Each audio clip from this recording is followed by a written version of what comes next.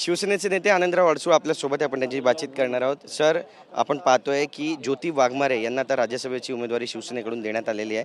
तुमची प्रतिक्रिया? नाही, मग मुख्य नेत्यांचा आदेश आहे तो.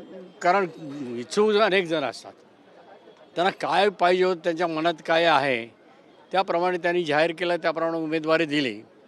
त्यावर ऑब्जेक्शन घेणं उचित नाही.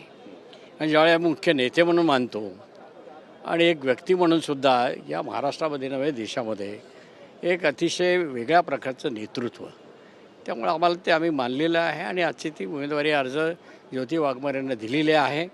त्यामुळे त्याच्याविषयी नाराजी नाही, पण आमची जुनी खंत आहे ती मात्र आहे. जुनी खंत नेमकी काय? कारण तुम्ही सुद्धा इच्छुक होता, तुमच्या मुलाला मिळावी अशी तुमची इच्छा होती. बरोबर आहे ना.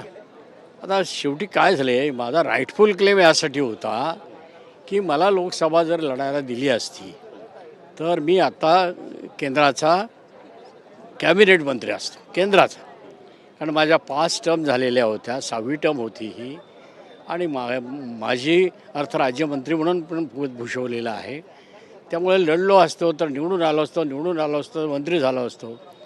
याच्यापासून मला वंचित करून गव्हर्नरची ऑफर दिली गेली. वास्तविक गव्हर्नर हे पद मला स्वतःला आवडत नसलं तरी वरून आदेश होतो, त्यावेळी आपण स्वीकारला पाहिजे. तर आपण स्वीकारला.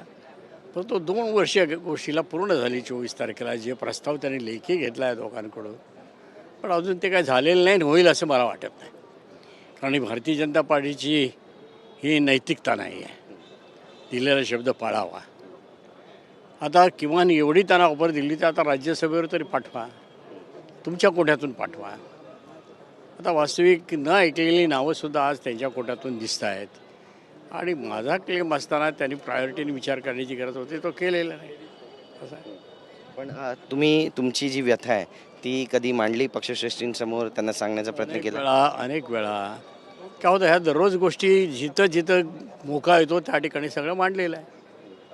पण ज्या अर्थी आज नाही त्या अर्थी नक्की कोणी दखल योग्य पद्धतीने घेतली नाही किंवा घेतील भविष्यात. तुमची नाराजी आहे, तीव्र नाराजी आहे, किंवा भविष्यात कुठलं पुढचं पाऊल उचलण्याच्या तुम्ही तयारीत आहात असं म्हणावं? मग आता वाकडं पाऊल मी कधी उचलणार नाही.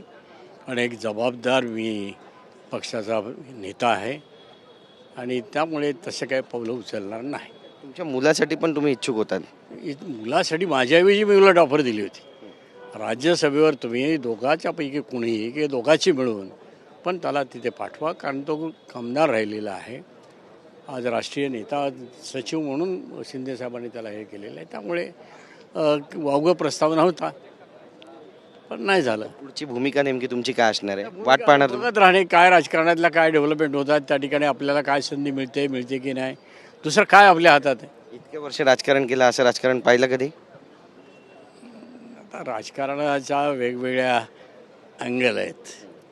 व्यक्तिपरत्वे राजकारण वेगवेगळ्या पद्धतीने खेळलं जातं. त्यामुळे त्याच्यावर कुठलं भाष्य करणं योग्य नाही. हे पाहिलं नाही. तुम्हाला सगळ्यांना माहिती आहे, लोकांना माहिती आहे. आपल्याला वाटतं लोकांना यातलं काही कळत नाही, पण लोकांना हे कळतं, योग्य काय अयोग्य काय, काय व्हायला होतं काय नको व्हायला. त्यामुळे आपण लोकांवर सोपवूया, नशिबावर सोपवूया असं आहे. नक्की धन्यवाद आमची बातचीत केल्याबद्दल. तर आपण पाहतो आपली भूमिका या ठिकाणी आनंदराव अडसूळ यांनी मांडलेली आहे आणि क्वचित त्यांनी या ठिकाणी आपली नाराजीसुद्धा व्यक्त केलेली आहे. कॅमेरा पर्सन योगेश गुरवचा, गिरीश गायकवाड, TV9 मराठी, मुंबई.